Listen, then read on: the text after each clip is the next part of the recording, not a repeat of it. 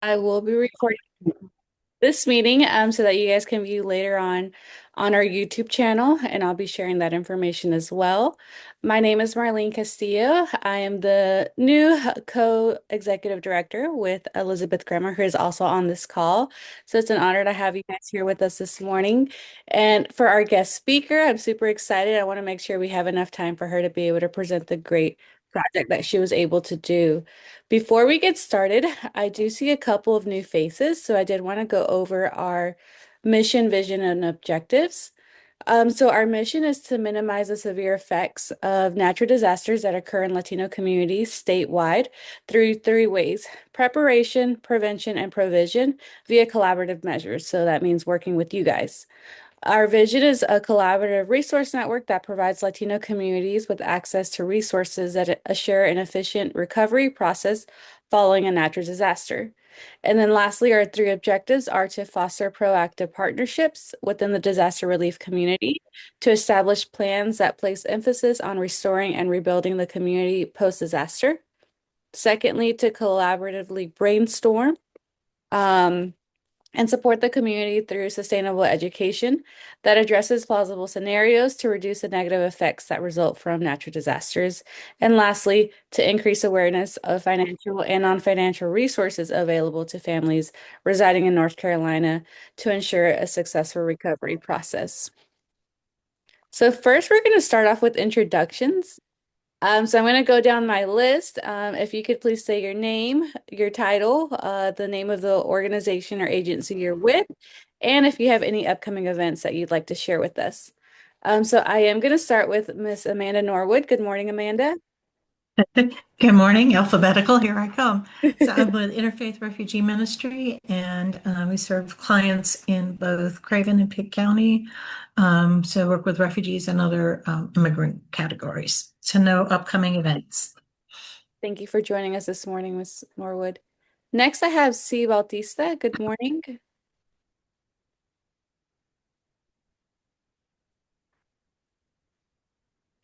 And if you guys aren't able to answer via voice, you're more than welcome to input into the chat, and I'll be able to read those at the end. So next, I'll go to Maida. Good morning, Maida. Good morning. Myra Griffin. I just got a certified like 2 weeks ago. Awesome. Well, thank you for joining us this morning. Could you share what certification or organization, if you're a community member?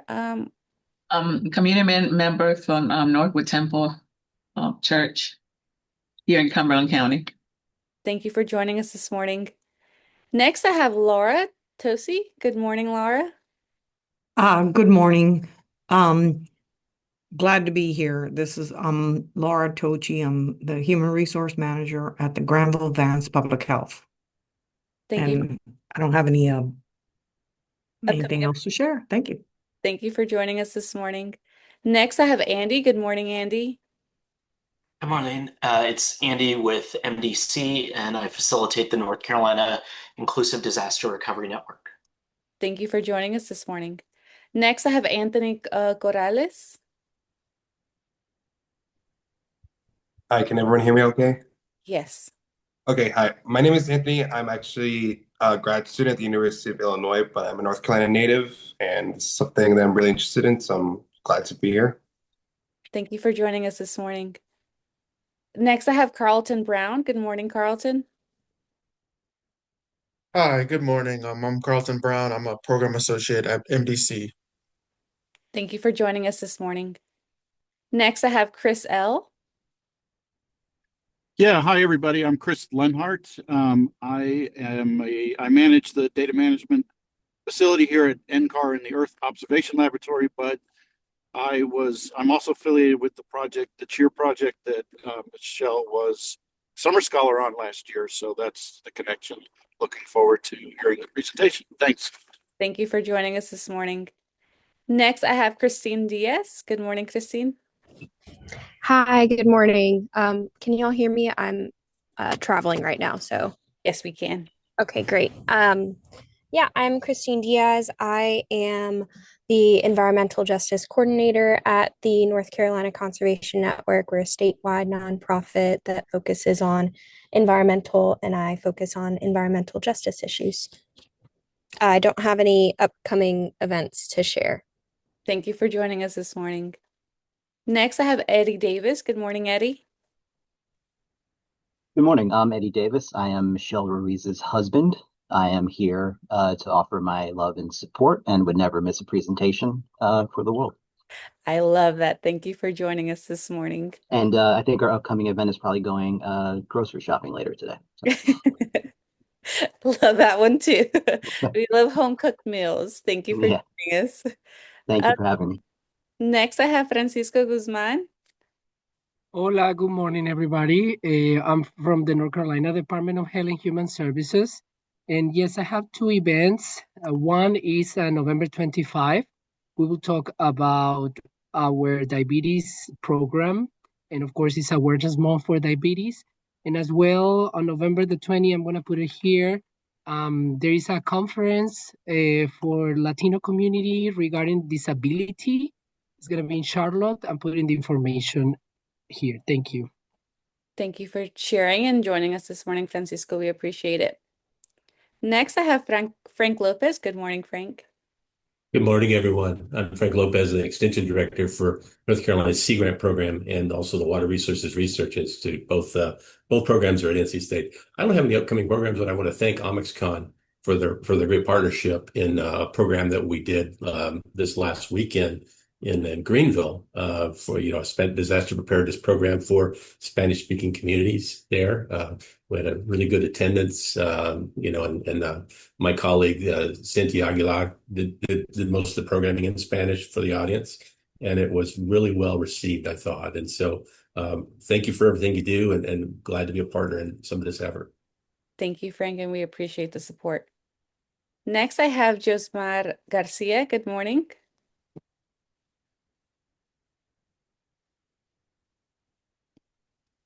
Now we'll move on to Kelly. Good morning, Kelly.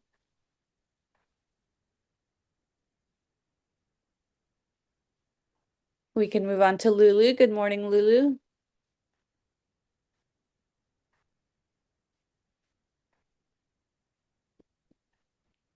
We could move on to Myra. Well, we did Myra. Megan.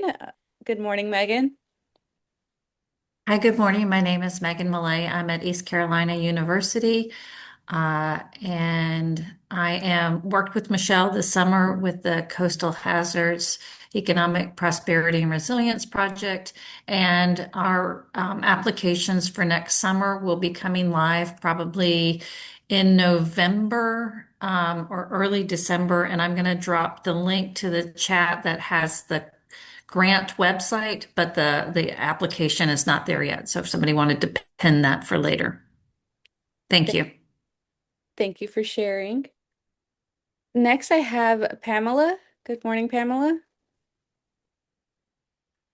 Good morning. How are you today? Hi, my name is Pamela Rodriguez. I am the Community Outreach Lead for Hispanic and Latinx community at the Department of Health and Human Services, Division of Mental Health, Substance Use, and Developmental Disabilities. We have an upcoming event on this November 19th. I already put in the chat the flyer, and let me put the link to join. It is a webinar to support older adults and caregiving during the holidays. Strategies to handle the isolation, how we can support them. The webinar will be on English with ASL interpretation and closed caption. Well, thank you for sharing. We appreciate it. And thanks to you. Thank you for joining us this morning as well. Thank you. Next, I have Paul Hanampa. Good morning, Paul. Hey, good morning. Happy to be here. My name is Paul Hanampa, he, him, his.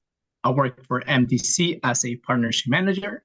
My work focusing in the eastern North Carolina part of the state, mainly in Duplin, Wayne, Sampson, and Wilson counties, supporting a coalition of Latina community members and organizations focusing on environmental justice and disaster resilience. Happy to be here again. Thank you for joining us. It's a pleasure to see you again. Next, I have Sarah. Good morning, Sarah. Good morning, everyone. I'm Sarah Farfurnick, and I work in the State Refugee Office. I'm a program consultant, and I don't have any upcoming events, but I did have one quick question. I wanted to know if Marlene, if y'all are connected with the emergency services for the state, because I realized recently that there's within the Department of Public Safety, there's an emergency services department. I was curious, a section, and I was curious if you were connected with them at all? I don't think so, but I would love to get connected with them. If we I can could. try to connect you. Yeah. Thank you. We'd appreciate it. And thank you for joining us this morning. So I think that was everyone. I'm gonna open it up for anybody that I missed. You guys are welcome to unmute. Hi, am I audible? Yes, we can hear you. Hi, I'm Anusha Chaudhary. Michelle's my best friend. I'm here to support her. And good luck, Michelle. I think you're gonna kill it. This will be great. Thank you for joining us this morning. And then next we will go to a Mexican's upcoming events. We do have a couple, not too many. So the first one is we are going to be hosting a Eastern North Carolina Latino Youth Conference this Saturday, from 10 to 2 p.m. in Greenville at the Blue Cross Blue Shield Neighborhood Center. It's going to be focused on helping high school students with FAFSA applications, resume building, scholarships, and civic engagement, and much more. We are raffling a new iPad. It's really cool. It's yellow. So if you know anybody in the area that would like to participate in getting assistance and doing all the things to prepare for higher education, please send them our way. We do have a registration link, but aren't required to register to join us that day. Next, we have a project that was shared with us through Give Directly. It's called RISE, which is Rural Income for Self-Empowerment. This is only for Beaufort County. For you to be eligible for this program to get 1,500 monthly for 16 months, you have to live in Beaufort County and have to be of 18 years or older. There are a few requirements, but a Mexican will be at Beaufort Community College this week, starting Thursday. And I will pass it over to Camila to share a little bit more about this program. It's a really great opportunity. And it's a group that received funding from private or individuals, and they were able to provide this to Beaufort County here in North Carolina and two other states as well. So I'll pass it to you, Camila. Thank you so much. Good morning, everyone. My name is Camila Vera. I'm the Health and Economic Development Coordinator here with the Mexican in Enclaco. And yes, as Marlene was mentioning, this is a program that just began and opened the applications on Monday, and it's gonna go from November the 3rd to November the 21st. It's a benefit that this organization is giving now, about 1,500 a month for about 16 months. If you live in Beaufort County or you have a family member or somebody that you know that lives in Beaufort County and it's older than 18, please just share this information. It's for any community, focus on anybody who needs the help, and the household income is lower than the level of poverty in federal, which is 100% or less. And that's pretty much all the application. If you want more information related to this, please send me an email and I'll be replying all your questions. I'm gonna share my email with you all in the chat as well. Thank you so much. Thank you, Camila. Next, we have two upcoming meetings. Our first one is going to be tonight at 5 p.m., 6 p.m., I'm sorry, our reunion with promotoras, our community promoters. It will be virtual and it will be in Spanish, but if you guys are interested or know anybody who's interested in joining our promotoras group, please send them our way. We have great upcoming events happening and we would love to include the community as well. And then on next Monday at 11 a.m., I'm going to be having my North Carolina Latino Community Task Force with Chaz Edens, who is a coordinator for the North Carolina Conservation Outreach Project, specifically Orange County at the Extension Office. Next, WellCare is having a membership appreciation Thanksgiving event, so they will be distributing free turkeys on November 20th from 3 to 7 p.m. in Greenville. If you know anybody who's in need of a turkey for Thanksgiving, send them over to WellCare's center. Next, we have computer classes every Wednesday from 11 to 1 p.m. in Wilson. Um, Completely free. Once you complete the course, you will be receiving a free refurbished laptop. And these classes are done in Spanish. So if you know anybody who needs help learning how to use a computer, we are more than happy to help them with that.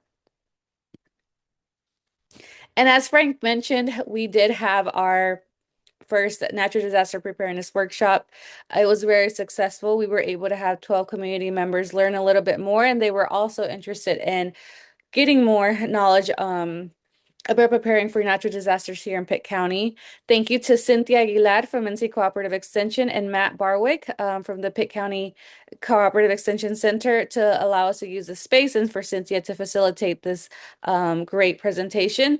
And then thank you to Frank from Sea Grant for sponsoring this event as well. So we enjoyed it. We hope to do more, and we will make sure to keep you guys in the loop for next upcoming trainings as well. And then I will pass it over to Rodolfo for a couple of updates from advocacy. Thank you, Marlene. Just wanted to take this time to invite you all to our upcoming meeting for the Eastern Rural North Carolina Community Resource Network on December 4th at 11 a.m. We'll be sharing out more materials via our social media and via our newsletters as well. So please stay in touch, save the date, December 4th at 11 a.m. Thank you, Rodolfo. And then I will pass it over to Elizabeth for some health updates. Hello, everyone. Good morning. I apologize for my camera being off. I'm Elizabeth Medina Kramer, as Marlene mentioned, co-director with MXCon. I did want to bring up a webinar that we're having on November 20th from 10 to 12 related to oral health and health in general. We're trying to bridge the gap involving oral into health, as everyone knows. Some of diseases or some of the problems that happen within our health is because it comes from oral health. So we're trying to have that to inform the community and have any partners join in as well. And we'll be sharing that flyer in our newsletters as well. Thank you, Elizabeth. And without further ado, we're oops, I am sorry. A quick recap. So a quick recap of all the meetings that we hosted, just because this is our final meeting. So our first one was on July 1st, and we were able to do an introduction as well as present on the Safe and Ready Advancing Health and Disaster Preparedness for Coastal Communities conference. As I mentioned earlier, we will be sharing all these recordings on our YouTube channel, as well as a link for the presentation if you guys are interested. We did have a panel discussion, which included Lindsay Woodard from Sampson County, Matthew Barwick from Duplin County, and Luz Sanabria Reyes from Volunteer and Sea. And then we also had Ifosa, who is a program coordinator who shared some findings from a research study that he did back in 2022 to 2023. We then had our next meeting in August with Alyssa Zabrowski. She's a Southeastern Caribbean Regional Preparedness Coordinator with NOAA Disaster Preparedness Program. And she shared a little bit about the services that they have and resources available. We did skip September and we moved on to October, which was last month, and we had two great speakers speak on the resources that were currently available for the Western region of North Carolina. We had Samantha Graham, who was the Director of Outreach for the Division of Community Revitalization with the North Carolina Department of Commerce. And we had Rylan Allen, who is the Manager for Government Services with Horn. And today we have Michelle Ruiz. She is a PhD candidate in the Geography Department at the University of Florida and a Bill Anderson Fund Fellow. Her research interests center around the societal impacts of weather and climate, social vulnerability, risk communication, and risk perception. Her most recent research project focuses on hurricane risk precipitation and risk communication within Spanish-speaking communities. Before starting her doctoral program, Michelle was a higher education professional at various institutions across the country. She earned her Master's of Science degree in geography at Texas A&M University.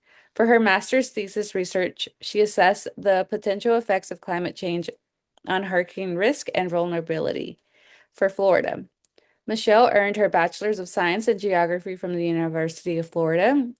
In the future, Michelle plans to use her degree and experience to amplify the voices of vulnerable populations and meet the needs of communities at risk of hurricane impacts through research and education. So with that, if we can give her a round of applause, and I'll pass it over to you, Michelle, and thank you for joining us this morning.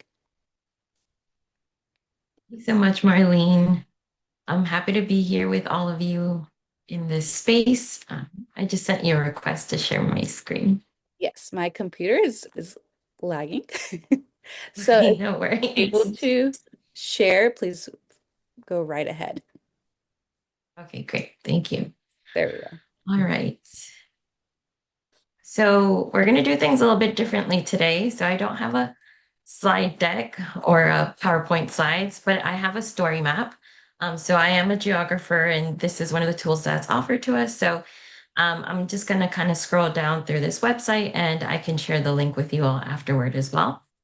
And this project is basically based out of an experience that I had this past summer. So I spent 6 weeks in Eastern North Carolina, based out of Greenville, but did a lot of different travels across the different cities and counties. So I'll go into that a little bit more.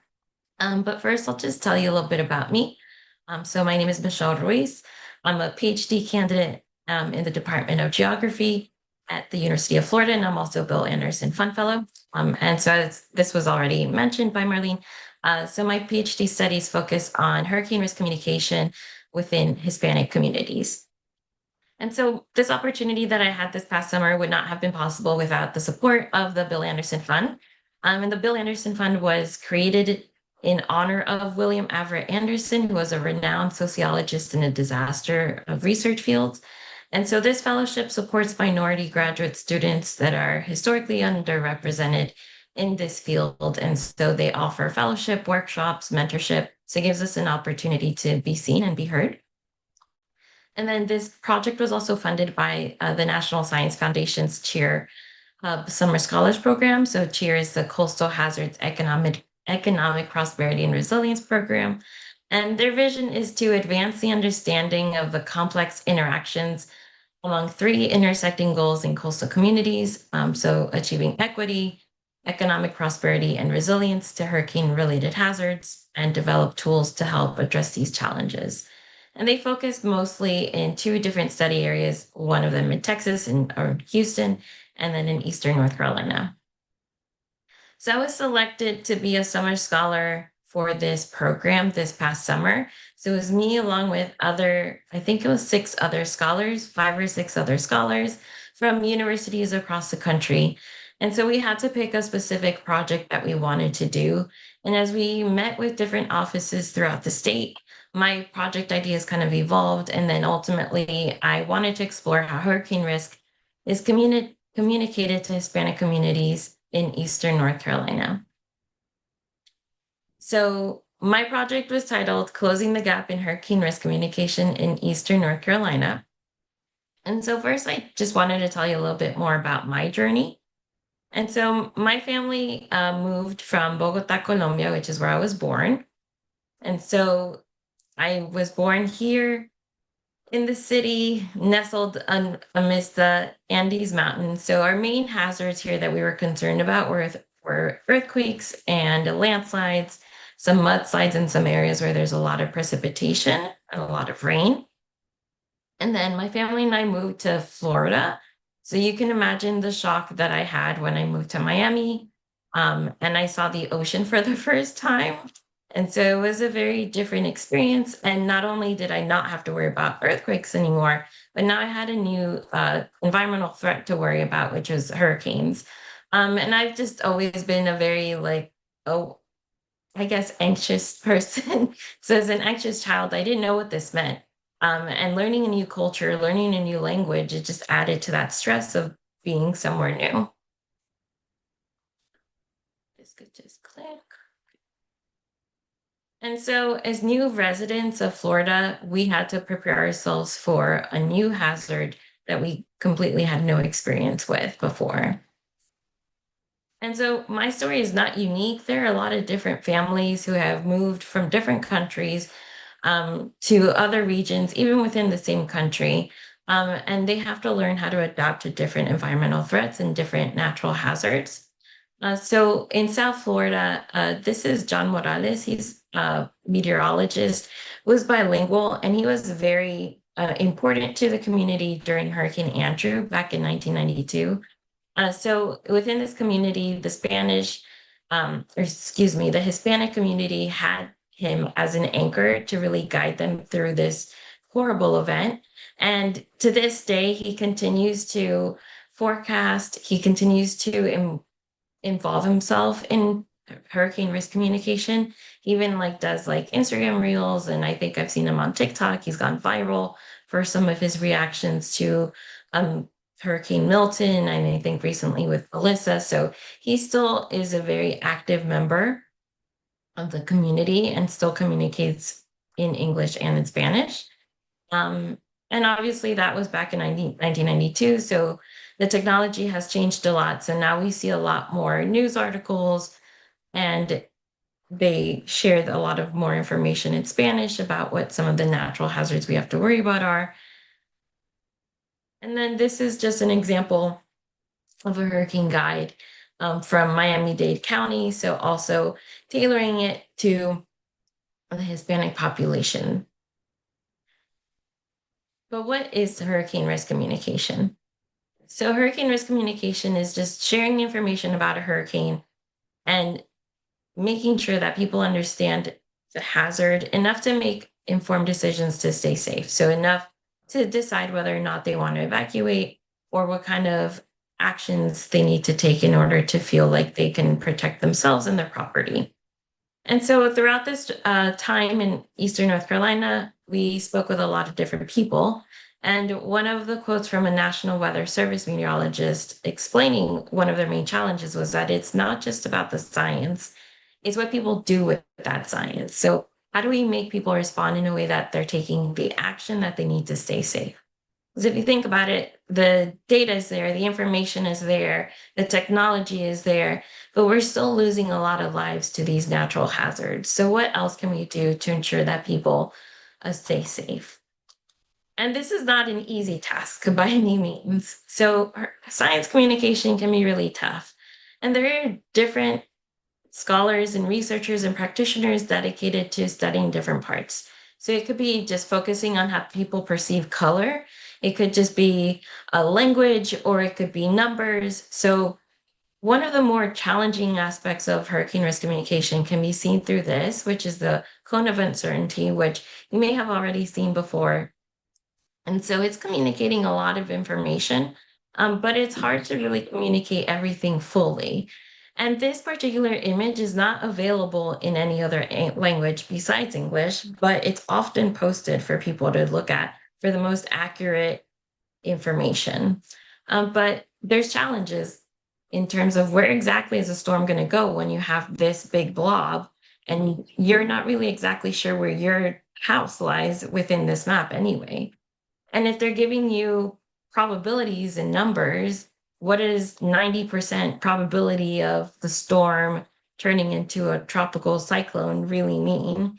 So it's a lot of jargon and terminology that isn't necessarily always simplified. And this is also taken from the North Carolina Emergency Management Hurricane Preparedness Guide. But it can be a lot of information. It could be really overwhelming to go through and read everything. And then ultimately, it could be kind of paralyzing in order to take action.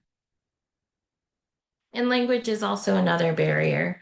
And so there are some resources that do make sure that their materials and information are available in different languages, but this isn't necessarily the case everywhere.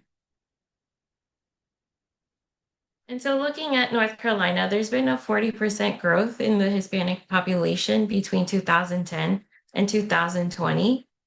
And so we can see here in this map where the distribution of those populations are.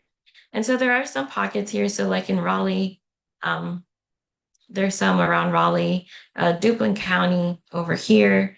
We can see that there's a high Hispanic population there. It's about 22.2% based off of the 2020 census data. When you look at Eastern North Carolina, so Pamlico County, which is one of the counties that we visited, Carteret County, those are a lot lower, so about 4%. But just because these populations are smaller in these areas doesn't necessarily mean that it's not important to also communicate with them. So Latinos are integral to these communities across different industries, such as the boat manufacturing, landscaping, agriculture, hospitality, but they also serve in really important leadership roles in local government and nonprofit organizations. So when we were traveling around to these different counties and cities, my question to those that I interviewed became, how do you serve the Hispanic community? And so here I'll take you on a brief little tour of where we went, and not in any particular order, but we started off in Greenville in Pitt County. The map isn't showing us exactly. Okay, here we go. See if it goes back. Okay, there we go. All right, so Greenville, Pitt County. So we met with the Pitt County Planning Office. We also met with the Neighborhood and Business Services Home Consortium Program. We were in Oriental in Pamlico County, where we met with the Pamlico County Disaster Recovery Coalition. We were also in Craven County, where we met with the City of New Bern Public Works Office, the Coastal Carolina Disaster Resiliency Agency, and their Planning and Community Development Office. We were also in Newport, where we met with the National Weather Service Forecasting Office there and the Coastal Community Action Office.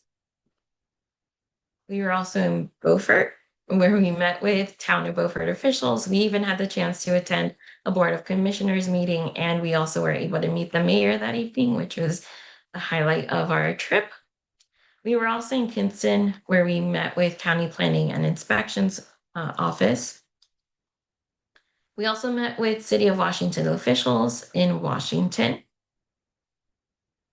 And then we went all the way to Raleigh, where we met with the Raleigh Stormwater Management Office. And so during this time, I was able to learn from what these different offices were doing. And there's a lot of really good stuff happening. There's a lot of successful communication going on. So some of these offices do have bilingual staff. So I have some quotes from some of the people that we interviewed. A lot of them are anonymous, just to not kind of point out anyone in specific, but I'll still share these quotes with you. So some of these offices do have outreach staff members. They help with everything. They translate all of their documents and everything online. So whether it's for forms for utility service or inspections or a building permit, some of these offices have translated all of that, which is great because it makes it available and welcoming to that community. Something else that I saw was that the National Weather Service does have the Multimedia Assistance in Spanish program. So they have access to translation services where within that office, they can help each other translate, or if someone needs to do a TV or radio appearance, they can help translate that with each other. So they have that network within themselves to go ahead and do that. And I did see that other offices, when it comes down to it, you just whip out your phone and you have to use Google Translate, which is great because it shows that you're being open to this sort of communication. There is a word of caution when using Google Translate, or especially AI nowadays. Sometimes the words don't translate exactly what they mean. Because what we want to really focus on is not necessarily translating word for word. You're really translating what the words mean and what you really want the person who you're speaking to get out of what you're trying to communicate with them. And then a lot of communities do partnerships with local community organizations. particularly with churches, which I'm seeing a lot of people here in this meeting representing some religious organizations, which is great because they really connect and provide a lot of emotional um, and financial support also by providing some resources to communities impacted by hurricanes. And so one of the city employees that we met with referred to them as community spark plugs in order to share the information, and it seems to really work for them. And something else that I learned about was that there's a lot of different cities that are celebrating the community. So, especially during Hispanic Heritage Month, there's festivals and there's different celebrations. For Day of the Dead, I saw that in Greenville some were being done. And it's just really exciting to see that the community is being celebrated and that they're being reached out to. And I think one of my favorite things that I learned about was this Viva la Vida mural that's in Washington, where they found a local artist to get a bunch of elementary school kids and middle school kids and high school kids to work together to paint this mural. And so the bottom has some waves and they all were color coded with numbers and everything. And so they were able to contribute to this project and they'll always know that they were part of this for their community. But obviously, not every place and city can paint a mural for their own town. Um, so there's still a lot of existing challenges in some of these places that we visited.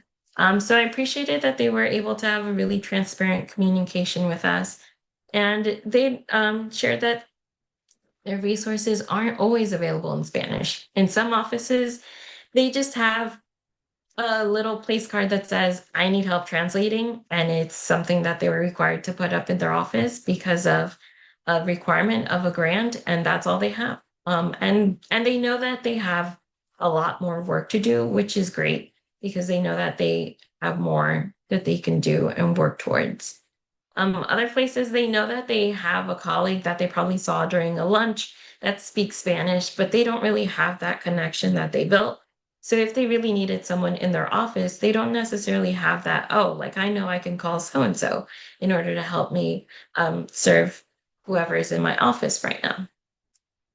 And in some places, they just didn't have any information in Spanish in their office or on their website. It was just something that they didn't have. But they're really open to it, which gives me a lot of hope that it's something that they can really implement and start incorporating into what they do.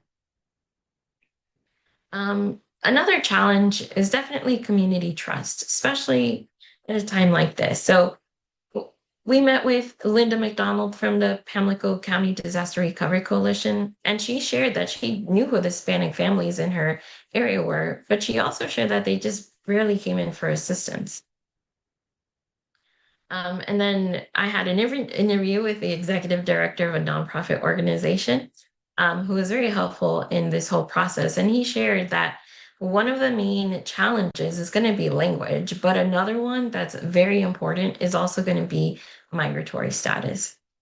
And so in that, you have to really build trust because with everything that's going on, these communities can be really difficult to enter because they're afraid to open up to anyone new because they don't know who they're going to put at risk. Even if they themselves feel safe, they don't know if their neighbor would feel safe doing the same thing. So it's really this tight-knit community that can be challenging to enter in terms of sharing information and going in and putting yourself out there. There's also a lot of places where there's limited bilingual staffing. And so a lot of times the duty of translating materials falls on someone whose main duty is to do something completely different. So someone who I met, they worked for the Home Consortium in Greenville, North Carolina, and their responsibility was to focus on something else, but they were translating pamphlets and brochures for engineering and having to think, how do I say floodplain in Spanish and everything like that, which they're happy to do and they're really happy to contribute. But that's a lot of work for one person when they're doing it on top of everything else that they have to do. And then there's always resources. Organizations may have the intention or the willingness to do something, but they don't necessarily always have the financial resources. So this really can diminish what kind of attention and what kind of outreach they can do within their community. And so one example was that there was someone who had a couple of engagement meetings coming up and they needed a translator. So they reached out to HR and HR was like, okay, great. It's going to be $97 an hour. And at a time where you really need to figure out where your finances go, $97 an hour can be a lot. And so translating and communicating comes at a price. And so here we see that it's not just a lack of resources, but it's also a lack of connection. So what can you do? And a lot of you are already doing this, is to connect with the Hispanic community and meet people where they are. So a lot of organizations are already doing this, like the City of Greenville, and it's including multilingual information on social media. So meeting people where they are, and there's a lot of people on Facebook. There's a lot of people on Instagram. So just making sure that you're also meeting them there. I was also able to see that there's a lot of different language options on city and state websites where you could just select the language and it translates everything into the language of your choice. Maybe not all the forms, but it gives you enough to kind of be able to navigate. And then building trust is really important. Just making sure that the Hispanic communities know that you are there for them and that the services that you provide are also for them. And of course, adding more bilingual staff and resources, because you may not have the same sort of outreach if you don't have someone to represent the community that you're wanting to help. So you want to make sure that people feel welcomed and that they find someone that they can see themselves in within some of these office spaces. And this is really important because representation matters. And so in some cases, they don't have any Hispanic representation and it could just be one person or it could be very minimal. And this is important because as someone that we interviewed said, that they are thinking about the community in a way that maybe someone else is not necessarily thinking about the community. So this is a picture with some of the other summer scholars during one of our trips to Greenville and the Home Consortium office. And representation is incredibly important in leadership roles. And so there are cases where no one really sees Hispanic representation in spaces where people are making decisions or asking themselves how to go about managing a certain situation during natural hazards or disasters. And so it's important to see this. And this is a picture from the city of Beaufort, where they elected their first African-American mayor in 2021. And so you can see all the past mayors in the history of the town of Beaufort. And then here you have Sharon Parker, who is their current mayor, who we were able to meet.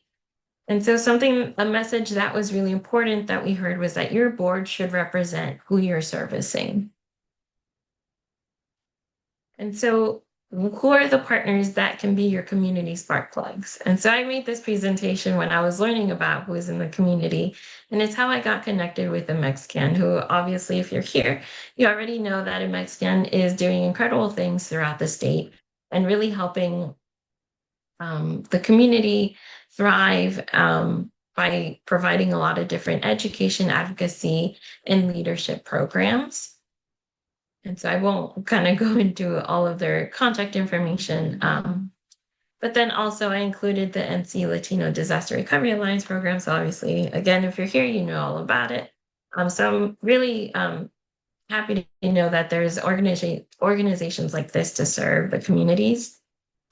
There's also the NC Latino Resource Network that I learned about. The North Carolina Inclusive Disaster Recovery Network from MDC. And I'm not going to go into that because of time. And Legal Aid of North Carolina again. And I know that a lot of the representatives from these organizations attend these meetings, which is really great to see. If there's anybody that you think that I should include, please let me know any organizations that I may have missed. There's also the ULECAN, the Unión Latina de Carolina del Norte, who served Carteret, Craven, and Pamlico counties. There was an instance where we met with a nonprofit organization I think we were in Craven County, and I asked them if they knew any organizations that they can work with to serve Hispanic communities, and they were like, nope, not to my knowledge. But they're right there in the same space as Ulican. So it's important to make sure that these organizations within these counties and communities get to know each other so they can work together to serve underserved communities. And so why does this matter? So it matters because there's a lot of conversations that are happening at the local level, the state level, and the national level where we need to be a part of and where we need to be a voice. So we need to make sure that our voices are included into those spaces. And so what's next? So in terms of what's next for me, I would love to continue to work with the Eastern North Carolina communities. I know that I'm an outsider. Coming from Florida, I have a very different experience. And I would really love to learn from you all because the next storm is not a matter of if, but a matter of when. And so it doesn't help to start planning when the storm is on the horizon, but it's really about those sunny days where we can kind of see, like in fair weather, we can plan for what's ahead and we can plan together. And so I'm not the expert. You are all the experts. So I'd love to have some conversation. I know we only have a couple of minutes, but you're free to reach out to me to learn more about what your experiences are and what your community needs and what's the most important to you and your community, because I would love to help and serve in that way with all the resources that I have and what I can offer. So that is my presentation for today. So thank you so much. Thank you, Michelle. I loved it. Thank you for all the great work that you did here in North Carolina and showcasing the work that has been done. We are going to open it up for any questions or comments. As Michelle mentioned, she would love to hear about your experiences, what you hear in the community. And I did see a comment from Pamela. So I don't know, Pam, if you want to share a little bit more about what you wrote. Oh, hello. Yes, we can hear you. Hi. Yes. Well, my role is community outreach lead at the Department of Health and Human Services. I would like to share that I was Puerto Rico during the Hurricane Maria. Um, it was horrible. I would like to create. I think that it will be great to have some information regarding mental health support before, during, and after a natural disasters. To prepare to support our mental health, how we can support each other before the preparation, some coping skills, mindfulness. Yes, I think that will be great. I will be more than happy to help with that. Yes, That would be great. Yeah. Yes, Yeah. yes. It's super Yeah. important. There was someone in our group who also focused on mental health, not only for those who are going through it, but for those who are supporting the communities. Because no one's really checking on the city planner who's looking at working with people with buyouts or Yeah. elevation changes or anything like that. Yes, because we have the preparation, we should have our storage with food, with water, um, before, what we can do during, okay, after. But what about the mental health? How I can gain, how I can have a better mindset to struggle with the not just lack, like an example in Puerto Rico, lack of electricity, lack of water, but also we were not able to talk with our family and friends because there was not oh my God, let me say it in Spanish. No había servicios de celular, no había servicios de teléfono. Entonces eso ponía un elemento más difícil de agobio, de estrés, de sufrimiento. Y es algo a lo que todos podemos estar expuestos. So, I'm sorry, I just jumping in Spanish. I switched to Spanish. Está But bien, yes, está bien. gracias. Sí, solo mi información está en el chat. Muchísimas Gracias. gracias. Gracias a usted por todo lo que está haciendo y por toda la información que nos trajo y a todos los que están colaborando con nuestra comunidad. Muchas gracias a usted por compartir. Esa es una fase muy importante de de la recuperación, porque no solamente reconstruir una casa, un hogar, pero también uno como que se tiene que reconstruir uno mismo. Entonces es algo súper importante también, así que le agradezco. Gracias a usted. Thank you, And Pam. I can add the link to the chat and also add my email address. Thank you, Michelle. Is there anybody else? I see Juvencia's on the call. Hey, don Juvencio. Hola, hola Michelle, excelente trabajo, muchísimas gracias. Muchas gracias. Que Le seguir- agradezco mucho por esta oportunidad. Necesitamos seguir en comunicación porque aquí hay bastante donde jalar. Perfecto. Sí, definitivamente. Are there any other questions or comments? Anybody who would like to share a little bit more?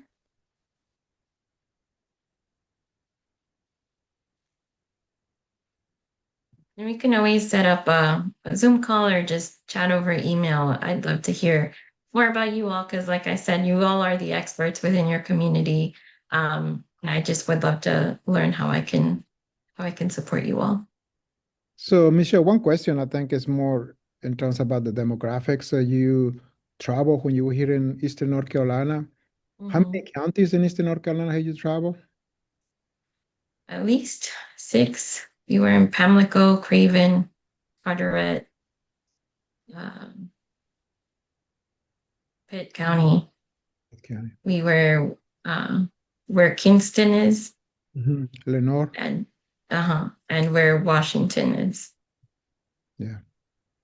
Yeah, because Not a lot. a lot of times when we talk about natural disasters, especially in Eastern North Carolina, everybody thinks it's only get close to the coast, but Mhm. it's not that. Eastern North Carolina is more than just the coast, and it's only more than those 2, 3 counties that always comes on the map. Right. Yeah. Change. And the second thing is about the collaborations across different sectors, which is, that's so critical sometimes when it comes about natural disasters. Mhm. The reaction, how each region reacts or how each county reacts, because not everybody reacts the same way. And this is based on what I had seen for many years, having some of the natural disasters. I do remember in 1999, the huge hit that we got in rural Eastern North Carolina. And that was obvious. It was not just only the counties in the coast, it was the entire Eastern North Carolina. People back then just talking about we almost disappear from the map for the situation that we faced at the time. Especially since there's so many rivers and bodies of water nearby, it doesn't necessarily mean you have to be by the coast in order to feel the impacts. There's a lot of flooding that's inland and a lot of wind. I think a part of the communication is also communicating the size and the impact of a storm. And you can have really strong winds still in Raleigh, for example, that can disrupt the power lines, and then you can't communicate. And then you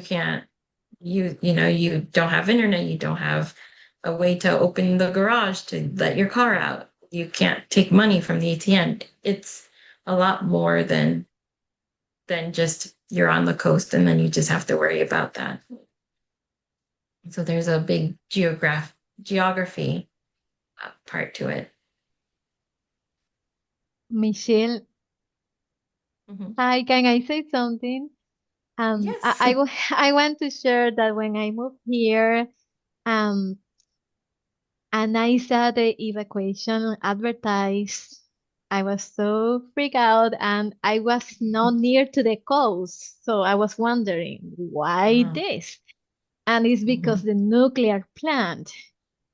So that could mean it's not a natural disaster, but it could be a disaster.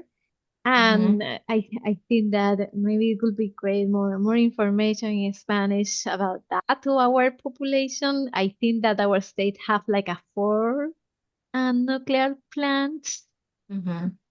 And yes, yeah, I just want to mention that it is not natural, but it could be a disaster. Yes, no, absolutely. Thank you for mentioning that. Yeah, it's very important. I know that there's some along different coastlines, and I know there's some in Florida. I would love to learn more about how could like the relationship and how that could be impacted during hurricanes and everything. So thank you for bringing that up. I definitely look into that some more.